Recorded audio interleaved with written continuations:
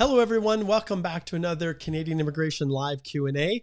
This one is all about police clearances. And one of the questions that I get more often than not is, do I need to get a new police clearance or am I fine submitting the one that I have? And today's question of the day is exactly that topic.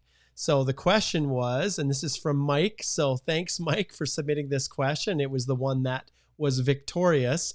Those of you who are looking to get your questions answered, what we've decided to do is to choose the feature question of the day. And this one today is all about when a police clearance is valid, when it expires, all those kinds of things. And so Mike says, hello, I did my undergrad in England and I do have a police clearance certificate. I am applying for permanent residence, but when I am selected, my police certificate will be older than 6 months. Do I need to apply for a new police certificate? So this is a great question, Mike, and thank you for asking it, because it all comes down to where you're living, really. And immigration, when you're applying through Express Entry, if we'll assume that's the PR process that you're going through, there are two things that you need to pay attention to.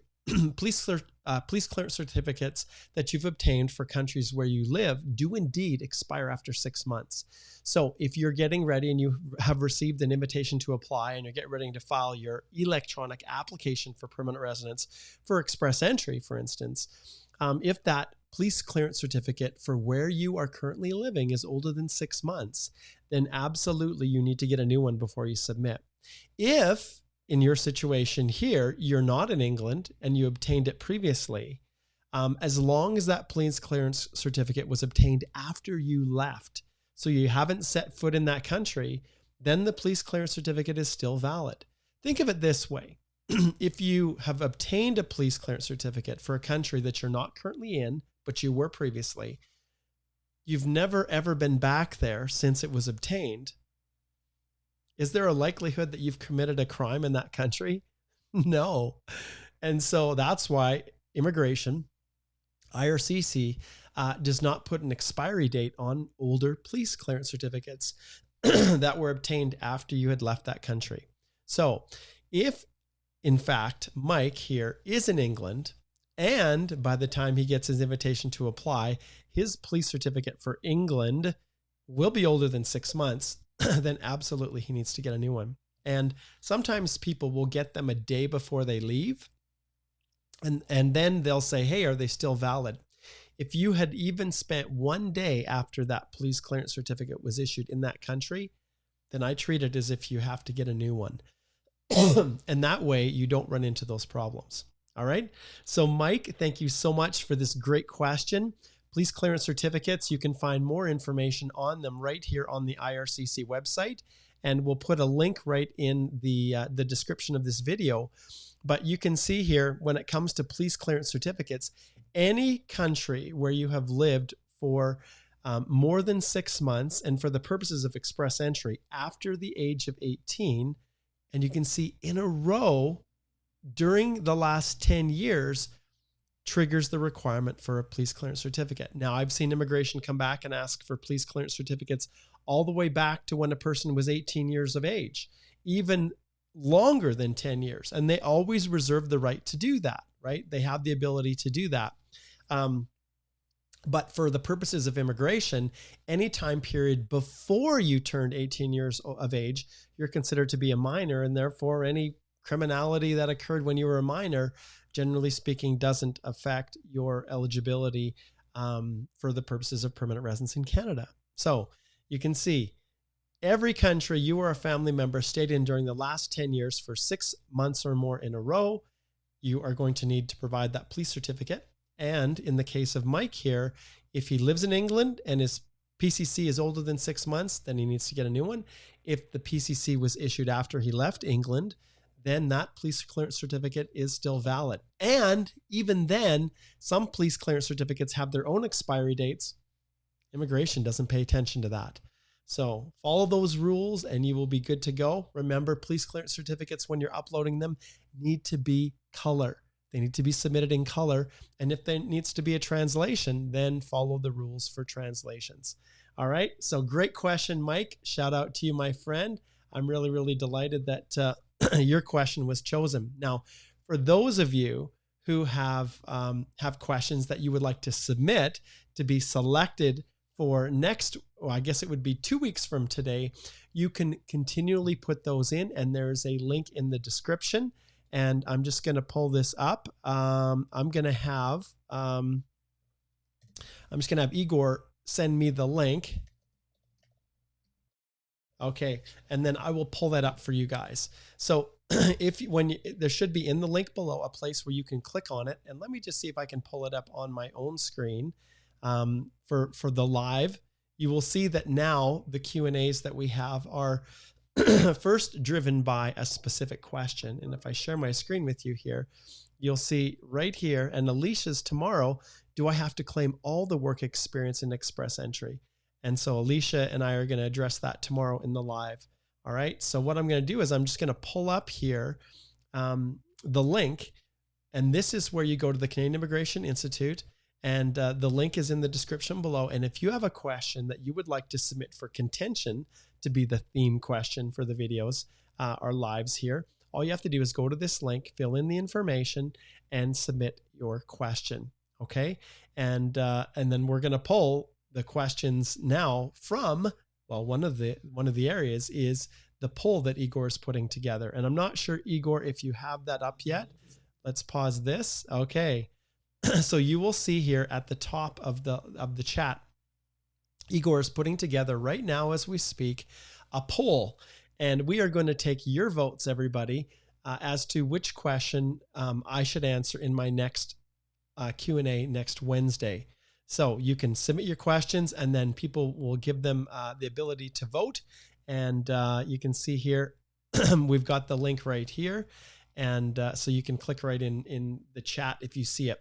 I also want to point out that this is YouTube only, you guys. So the lives are now being broadcast direct to YouTube, not to any other social media platform. We've decided to, we've decided to just kind of connect in. Now, one thing that as we're working through the poll, we're going to be kind of shortening the questions, because the ones that you guys have sent, we've got like a 35 character limit with the amount of room we have for the questions. So we're going to focus just generally on kind of the general idea and the topic. And then we'll see which ones you guys want to focus on more. There's always limitations with these polls. And one of them, like you guys have identified, is the character limitation. So we can't take your whole question, but we'll pull in the general area, and then that will form the basis of our next question next week. All right. So watch for that poll, because Igor is going to be launching that in just a little bit. And yeah, that's how we're going to roll going forward. Okay. Well, you guys, this is, and actually I'm just going to pull this one off here. So like I said, you can submit your question for next week's live just in the description below. And like I said here, if we slide over to our, make sure I've got the right page here, right here, you can then post your question for next week. That should be fun, right? That should be fun. Well, those of you who've been booking consults with me this week have realized that today, Wednesday, Monday and Tuesday, I had to reschedule. And that was because I'm battling a cold here. And it was not fun. So I still have kind of an upset stomach a little bit and a little bit of a sore throat. So it'll be a little bit tricky talking for a straight hour. I had a meeting with a large construction company early this morning, and we were talking about massive labor shortages that they have. So stay tuned, you guys, because those who are looking for job offers in Canada, those job offers are going to start coming. And one of the things that I'm going to be using within my platform is an ability to post those jobs for people that are interested in applying. And this is a new little feature that I'm going to add. And so especially within the Express Entry Law private Facebook group, I think a number of you have probably connected in there. But if you haven't and you're not sure what Mark is talking about, excuse me, this is going to be tougher than I thought. You will see, oh my goodness, I love this. Facebook is not my friend, you guys. It really isn't. But I am going to try to log in here and show you the Facebook page.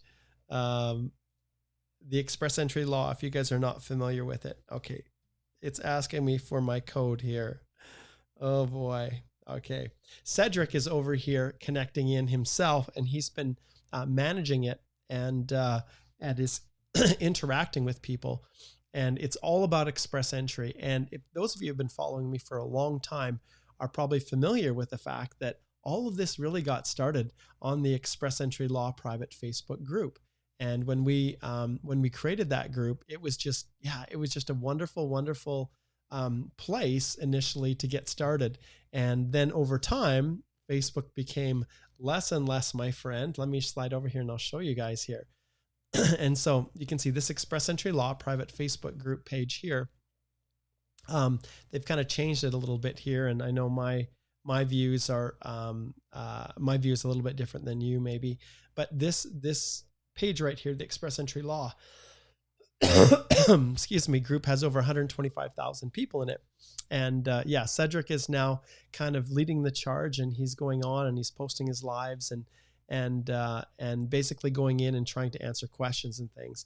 And then we get little spam like this, which then I go in and I remove the post, and then I and then I don't really give them any feedback. I just confirm and get rid of it. So we really try to moderate this so that any questions that you have about express entry are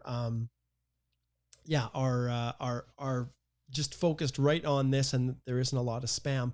And you can imagine how long it took for 125,000 people to get into this group. But yeah, Cedric is in here, so he's I'm going to like this here. He's posting lots of information and answering questions, and yeah, it's a great group. So if you're an express entry, head on over there, request to join, answer the questions truthfully, and you will be allowed in. Great. Woo, good stuff. So next week, submit your questions, and we'll see who the winner is. I know that Igor now has submitted the, and I'll flip over here and let's see if you haven't done this already. Head over to the actual poll here. And when you click on it, these are the basic topics. So questions related to proof of funds. What constitutes a valid job offer seems to be winning so far. How fast you must land in Canada. So that's after you get your permanent resident visa, studying while on a visitor visa.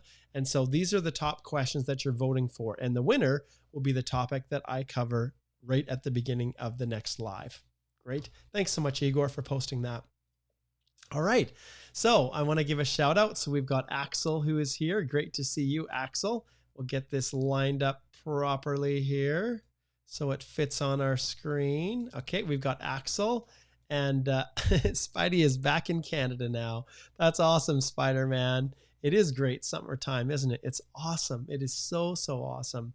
Guys, I went fishing last Saturday.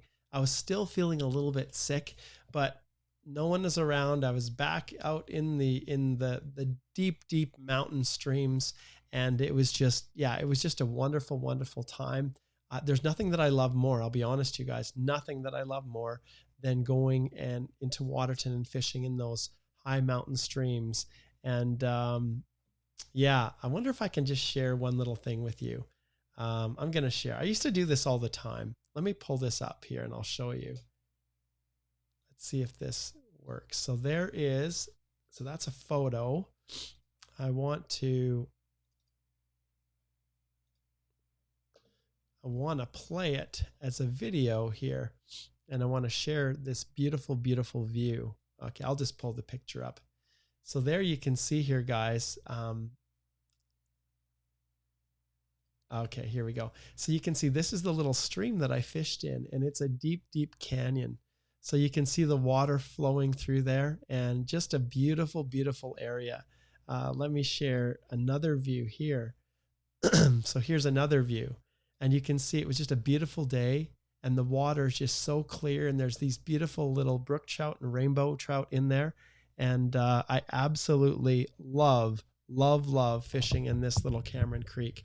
So that's what I've been up to. And even though I was a little bit sick and not feeling so well, it was just great being out there and enjoying the beautiful, beautiful mountain air. And I think it actually helped me. I think it did. All right, let's jump back here and let's get to some more questions. Mariana says, hey, nice to see you again. Hope you're well. I am recovering. I have a bunch of consults that I had to move to today, so I'm going to be doing those. Hopefully my voice holds out. That's the goal. But it's good to see all of you guys. Okay, and those who are posting the questions, Mariana says, do we need a police certificate from home country if we only came back for 2 weeks? Well, actually, Mariana, that's not a bad question. And if an individual has a police clearance certificate from a country and then they go back, I remember it was probably about 3 years ago, I did a presentation with Tracy Burt, who is the head over the Express Entry program. And I did a conference, a presentation at our national immigration conference with her. And this is a question that we brought up. We said, hey, if a person goes back for 2 weeks, does it, invalidate the police clearance certificate or require the person to get a new one if it's been more than 6 months since the original one was issued? And at the time, Tracy Burt said, oh no, we, that short little trip back, we're not going to request, we're not going to require a police certificate. But I'll tell you, Mariana, even though it came right from the top, I've seen officers refuse applications when an individual has returned. And so I just don't take any chances. So even though we received verbal direction from the individuals at the top that they would be reasonable in those circumstances, anytime I go back to a country or one of my clients does, even for a week or 2 weeks, I always ensure that they get a new police clearance certificate. And it's always better for that PCC to be issued after the person leaves. So to do it remotely, because then you're not on the soil and then that police clearance certificate will not expire. Okay. So there you go, Mariana. That I answered that one because it was just great and it filled in with the topic of the day. So great question. Okay. All right. So Aaron gives some good feedback. He says, hello, Mark. Great news. Post-grad work permit expires before December 31st, 2022, only because of passport expiry. Received both interim and pass update emails. Fantastic. That's awesome, Aaron. I'm so happy for you. Okay. Let's just see here. Lima, it's good to see you here. Thanks for connecting in. And okay, I think we're just about there. Just give me 1 second. Okay, so those of you who have questions, you can now go ahead and post those. So if you've already posted a question, just go back and repost. In the interim, I just want to share a couple little things with you guys. One is on our firm website. So you'll remember last week I was showing you the blog post. Well, we've changed our blog post feature now. So now right here, you can subscribe to our newsletter and then you'll get notified when new blog posts are released. But here you can actually search them. So if I have a question about Express Entry, I can search this blog, the blog post page, and it takes a little bit for it to scrub all of the blog posts. Oh, well, let me just try this again because that is very strange that, let's try student here. Let's see if it's picking it up like it should. Oh, okay. Well, we're going to have to look at that because because clearly we've got blog posts, don't we, on those topics. So we'll take a look at that. But there's a couple new blog posts that have been launched. One is proof of funds for PNPs. Lots of people have questions about that. If I've been nominated through a provincial nominee program, do I need to provide proof of funds? So that's a really, really good one. And then post-grad, the answers are here. And we've got a bunch of other ones. More PNP for BC. That was from Chanel. So take a look at the blog posts. And then on our YouTube channel, I'm just going to flip back here to the main page. You'll see Alicia's going to talk about work experience for Express Entry. And then you'll see here that we have a couple others that have been updated. So Cedric talks about changes after the EAPR. Family changes, funds, language, work, and how you need to address those. So that's just been uploaded just within the hour.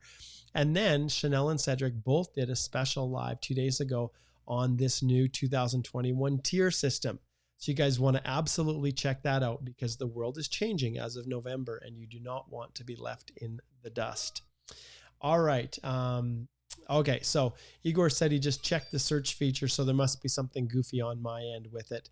But yes, you can go there, type in, you can search and pull up tons of information. You can see the blog posts that we've done.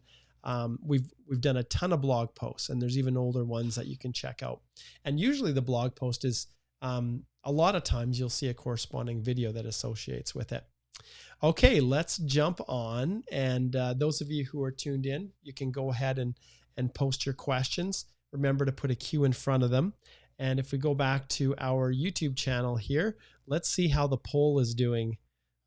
Let's take a look and see who is winning the poll. Well, so far, it looks like what constitutes a valid job offer is winning the poll. So that may very well be the topic for next week. So get your votes in and we will see how this all plays out. All right. Okay, so let's get to some more questions. So if you guys have questions, please post them. As I look here, I see that there are quite a few questions already posted. Let's just see here. Okay, so we're up to speed. So let's go through. I'll start from the beginning and then I'll go through the questions with one by one here. Okay. Okay. Narpat says, can PR holders with an Ontario immigration program work in Quebec, like stay in Ontario and commute to Quebec for a job? This, you guys, can be really, really tricky. And it's not a simple yes or no. It's not, Narpat.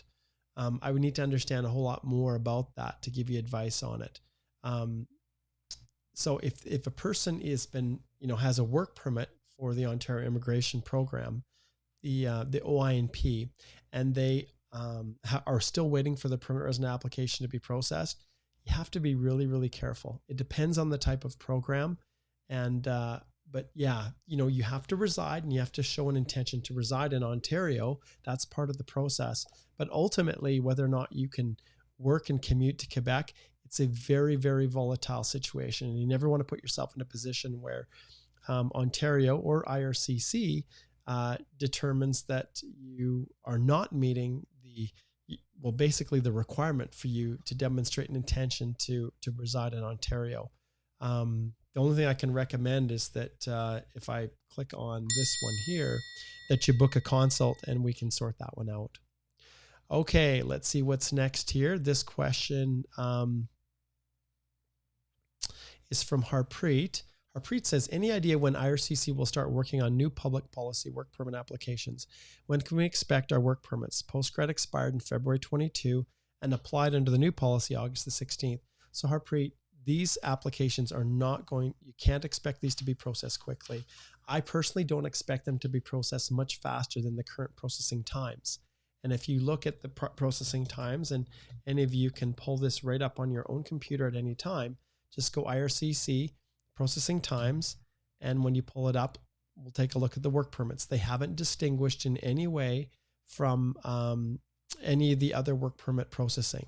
So within Canada, if we look at them, you can see it is a very long time, and this is continuing to go up. I find this really interesting that online are 165 days when paper are under 141, but hey, ultimately there are certain ones you're forced to apply through this process.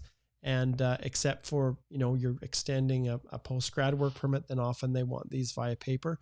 But you can see it was last updated just yesterday. And so you can expect that it is going to take a long time. I probably should have got some water to drink here. Hopefully I can make it. I may have to shut this down just a little bit short. Just because of my poor little voice here.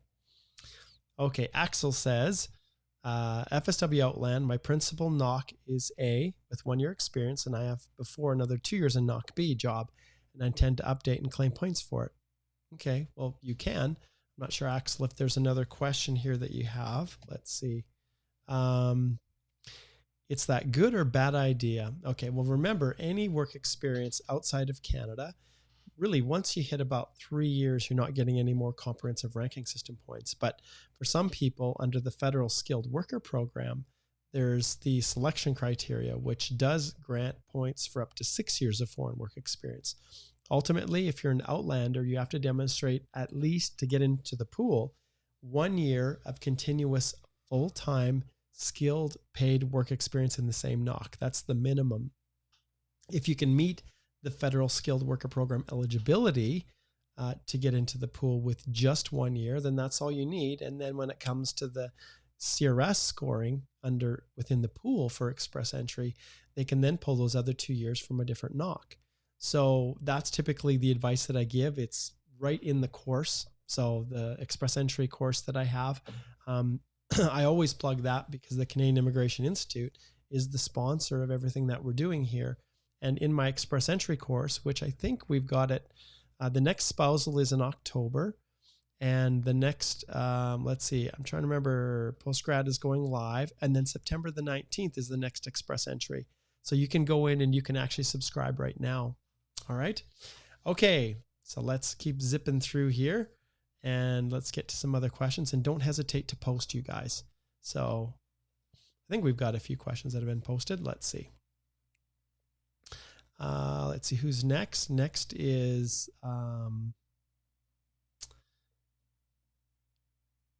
okay, T. Will Mott.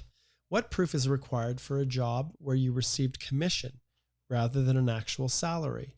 And is there a specific period of time that you have to show commission for? Immigration requires that you were paid.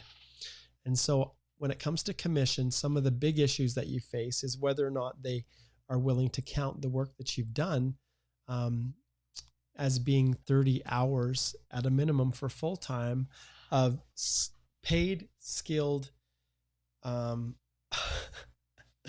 sorry guys, I'm actually not feeling so well right now. I thought I was better, but now I'm starting to get a little bit of a stomach ache. Okay, I'm going to dig deep and I'm going to push a little bit harder. I don't think it's appendicitis. Oh my goodness. I haven't been this sick in a long time. I know for a fact it's because I went to the gym, and there's all kinds of germs at the gym. Yeah. Okay. I think I'll be okay. I'm going to keep pushing through here. All right. If I start to drift off or if I fall over, then, well, you'll know that it's time to just stop watching the live stream because I've succumbed to my illness. Oh my goodness. I don't know how I'm going to make these consults this afternoon. Okay. We're going to do it. We're going to do it. So, proof when you're working by commission, the biggest issue that immigration has is, were you paid for all of the hours that you worked? Commission becomes a little bit sketchy. If you are paid on a monthly basis and your commission is paid on a monthly basis, at a minimum, that's what I would like to see. When commission gets paid out, every 2 or 3 months or by quarter, then immigration starts to wonder, okay, is this person really being paid as an employee, or are they actually a contractor? And contract work does technically apply, being self-employed, but you really, really need to be able to demonstrate that the work that you were doing was truly paid. And so can it work? Yes. Is there a specific period of time that you have to show commission for? Well, I really like it to be at least on a monthly basis of regular payment. And, it's not easy. It definitely isn't easy. Okay, let's get to Tanush. Tanush says, I've already applied for my police clearance certificate. It will take 4 to 8 weeks. Can I travel to my home country still? Well, I have to do it again after returning back to Canada if I don't get the ITA. Tanuj, it's possible. So depending upon the date in which your police clearance is issued, that's the date that applies. If you had gone back and then returned to your home country before the police clearance was actually processed, then no. But if you had traveled there after it was issued, then it's basically 6 months of validity. And if it goes beyond 6 months and you still haven't filed for your Eapr, you don't have your ITA yet, then I would request a new police clearance certificate, Tanush. Okay, Pranav says, hey, Mark, I have a PCC issued on March the 9th. I moved back from Canada to my home country on April the 1st. Would you please let me know till what date my PCC would be valid, September 9th or October 1st? Thank you. Well, the police clearance certificate would be valid in my mind if you went back there after it was issued March 9th, then it would be issued 6 months after. So April, May, June, July, August, September. So September 9th is how I would treat it, Pranav. Okay, Karan says, do I have a chance of Alberta PNP if I have 1 year job experience as a retail supervisor in Alberta? Yeah, if your work experience, now, if you're on a postgrad work permit, remember then your work has to be related to your job. So if you didn't go to school in Alberta and you're on a postgrad work permit, then no, you don't. The rules are pretty stringent. The only types of open work permits that can be used through the Alberta Opportunity Stream, well, I'll put this through the Alberta Opportunity Stream, leaving aside express entry. If you're going through the Alberta Opportunity Stream, postgrad work permit holders who've studied in Alberta have opportunities. Wow, I thought I was better, but I'm not. Let's see here. I'm going to dig a little bit deeper. Okay. Yeah, I really recommend that you book a consult, Karen, because there's a lot of different factors. In some cases, people who are on LMIA-based work permits, which maybe that's what you have here. It doesn't say. If you're on an LMIA-based work permit, then yeah, you do have a really, really good shot at it. In fact, whether you're a retail supervisor or otherwise, you fit the bill, and it's you have a really, really good shot. Okay, Arshdeep says, Arashdeep says, hey Mark, my friend has some charges pending. His PR application in process and eligibility is passed. Will he get his PR now or after trial?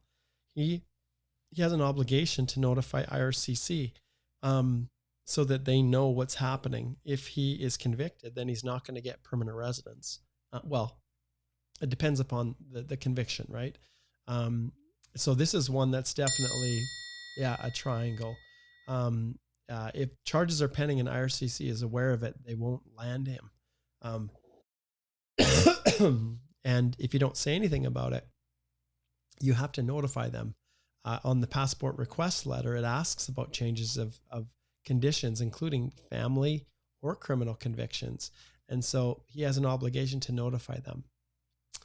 Okay, let's see what's next here. Okay, Fabio says, if we send a web form and then remembered something else, could we send another web form some days after for same application?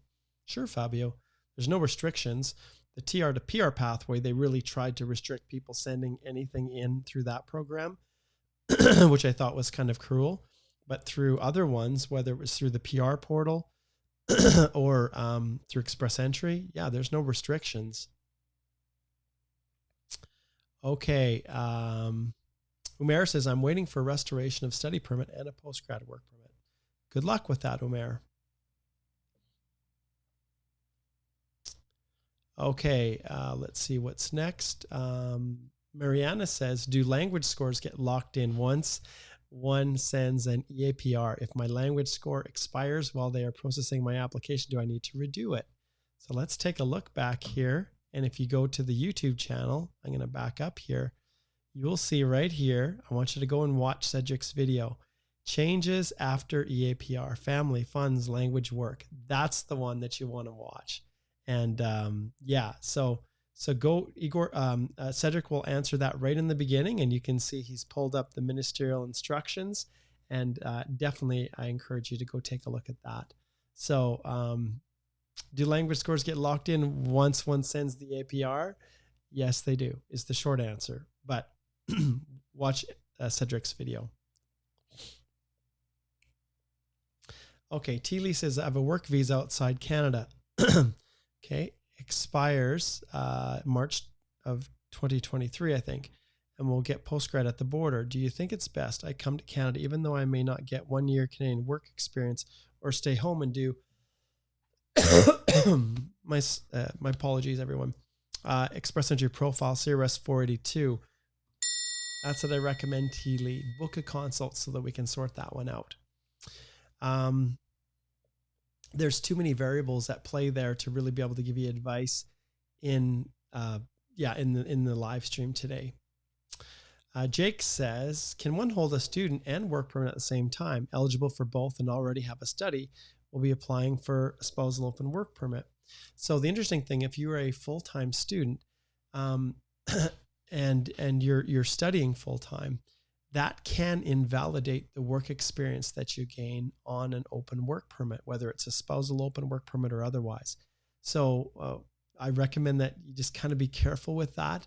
There's no restrictions on holding a study permit and a work permit at the same time, but I haven't seen a lot of case law on it, but there is one argument that would suggest the wording of the Immigration Act and regulations is such that individuals who are studying full-time, even though they're on a separate postgrad work permit, that during that time of full-time study, that they can't count that towards permanent residence. So we'll see how that plays out.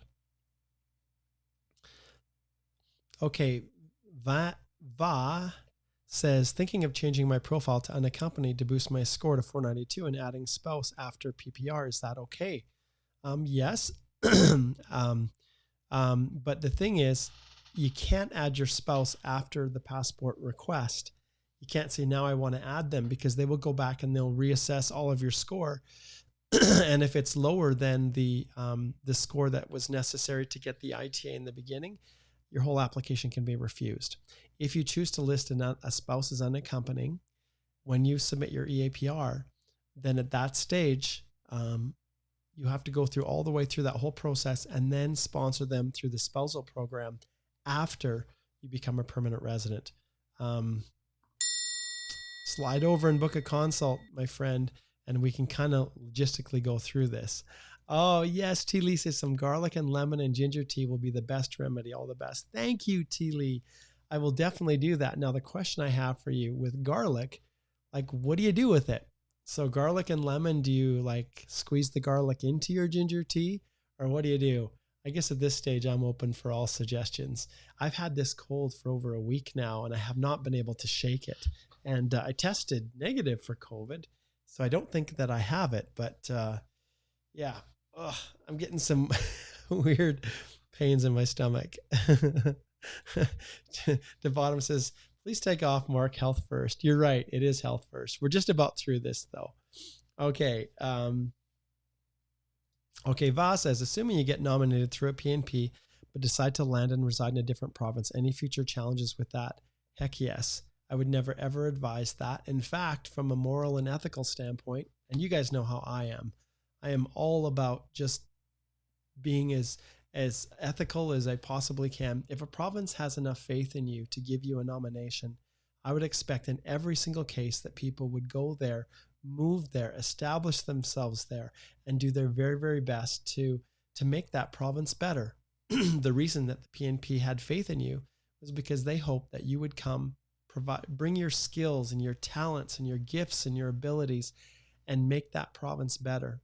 And so when people ask questions about how soon can I move or otherwise, I usually don't even acknowledge it. I don't even address them, because the expectation is that you're going to live there. Now, sure, if there's this amazing opportunity that comes up in a different province and you've really tried your hardest to establish yourself in that province, the Charter of Rights and Freedoms does grant the ability, freedom of mobility. And so something to take into consideration. Okay, Kevin says, hey, Mark, my PR application is in process. Do I need a PCC if I go for a 2-week vacation back home? If you've already submitted your application, then I don't provide a new updated PCC if I go travel after it's been filed. I only do that if I have not yet submitted my EAPR. So if you have traveled back home while your application is in process, no, you don't have to get another police clearance certificate. Okay, Lima says, hey, Mark, I worked around a year for full-time as a teacher assistant while studying. Points were counted with the 2 years after I graduated. I granted points for 3 years of work experience. Okay, now I don't know if this is outside of Canada, and it's totally fine to work and study outside of Canada. It's just inside of Canada that you are, that you're going to be restricted if you were studying while you were working.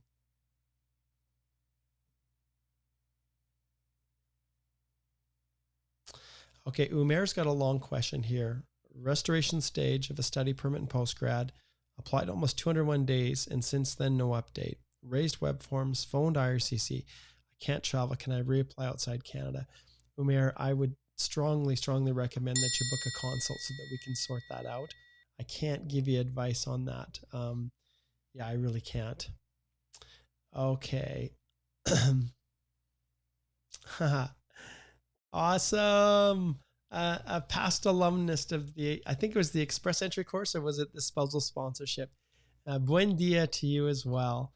The best province, beautiful BC. I don't know about that. I like Alberta.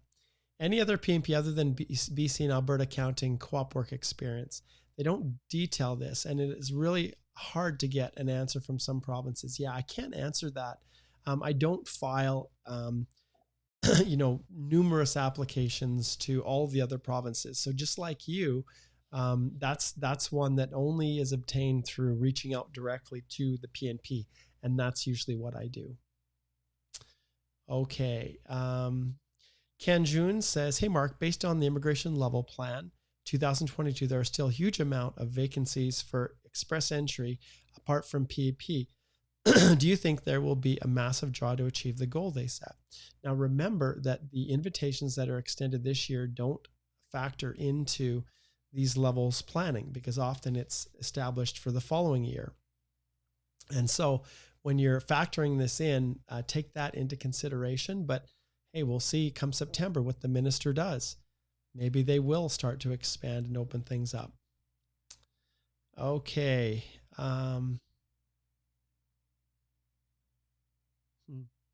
Arifa, good to see you from Bangladesh. Thanks for tuning in. And I think I'm just about going to wrap up here, guys, because, yeah, I'm not really feeling so good. Thesura, good to see you, a past alumnus. And Aaron, thank you. Yeah, I hope I... Okay, T. Lee, here's her update. She says, as a pharmacist, I suggest grinding the garlic and ginger and squeeze the lemon in a cup of warm water and drink it.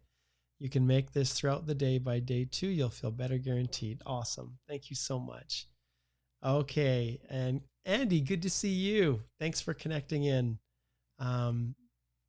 Sampin says, what is no program specified when I see recent draw on RC's website? Is really CEC draw happening? So basically what happens, Sampin, is that they're pulling people from all of the programs, FSW, CEC, technically federal skilled trade, I guess, if the points were high enough, and PNP. So everybody's included. And Lima, no new news on the TR to PR pathway. All right. I hope I get well soon, Lima. All right, guys, thanks so much for tuning in today. I am going to shut her down here. But remember, tomorrow, I'm crossing my fingers, I'm going to be up for it. I should be. Alicia will be back. And in tomorrow's live stream with Alicia, we're going to talk about whether or not you need to claim all the work experience for express entry. And if we take a quick little gander at the poll suggests that what constitutes a valid job offer will indeed be the topic that I will cover for next week. Remember, guys, our website is a whole host of information for you. If you go to Holthe Immigration Law and go to resources and blog, you can see all the blog posts. On our main screen, if you go to the main page and you just scroll down a little bit, we talk a lot about what our firm is, the legal fees, how we work things out, and in detail, our collaborative review model, which is how we practice. And I recommend that you slide over there, check it out. And within our services, we're building out our service pages. We obviously do a ton of other legal services, but you can come and you can check out how we work and basically get lots of information on each of these various programs. All right, so check that one out. And then last but not least, the Canadian Immigration Institute right here. You can see that there's a way for you to subscribe to our newsletter. Make sure you get over there to the Canadian Immigration Institute and do that. And and our courses, you can check those out. Like I said, spousal starts October. The time to purchase is actually now, so you can start working through everything. So when the master class happens in October, you'll be ready to ask all those awesome questions. Those who haven't filed their postgrad, please take the course. This will help you to avoid those most common mistakes, and you can't afford to make that mistake. Express entry is here, LMIA course is here, the QUET is still here. So those are all available for you guys. Okay, I'm going to sign off and I'm going to go lay down. Thanks so much, guys, for all your support, and I appreciate all the well wishes. Take care.